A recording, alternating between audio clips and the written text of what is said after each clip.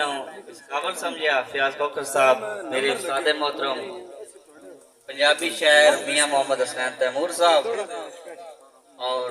حافظ محمد اسلم صاحب میرے استاد محترم اور استاد محترم بھائی لطیف تیفو صاحب اور سلطان شاہ پوری صاحب دا سب دا بہت ممنون ہاں سا جی بسم اللہ پڑھو۔ بہر کام تو پہلے بہتر ہے پڑھ لویے جے بسم اللہ سا جی بہر کام تو پہلے بہتر ہے پڑھ لویے جے بسم اللہ اس علم اس عمل دی برکت بہو مندی دیندہ مالک خوب ہے سلا تیسی امتی پاک محمد دے مڈو کوئی نہیں شکوا گلا سان بخشیا رب سائیں توفے وچے کلمے پاک دا چلا سائیں جی بس سان بخشیا رب سائیں توفے وچے ایک کلمے پاک دا چلا اور با جاواں صدقے پاک علی تو میں لجپالاں دا سلطان ہے جاواں صدقے پاک علی تو میں لجپالاں دا سلطان ہے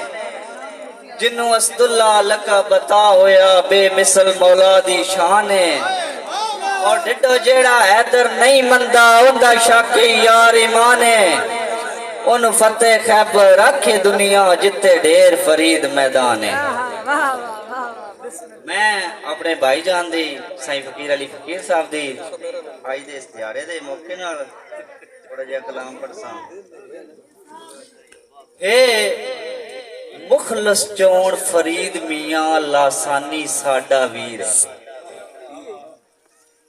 ہے مخلص چون فرید میاں سا جی ہے مخلص چون فرید میاں لاسانی ساڈا ویر شالا چیر تائیں جیوے دنیا تے اللہ ظرفیاں دی تصویر ہے اور صدا دین کریندہ بیلیاں تے وڈا رکھدہ راٹھ ضمیر ہے جیو فرید 15 فروری پیدا ہویا ساڈا سونا یار فقیر ہے ماشاءاللہ سعودہ پڑھ گیا یار زندہ باد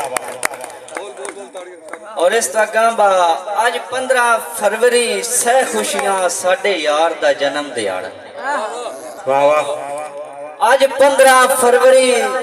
سہ خوشیاں ساڈے یار دا جنم دیاڑا دل صاف رکھیندہ سنگتاں لئی دلدار دا جنم دیاڑا واہ واہ واہ واہ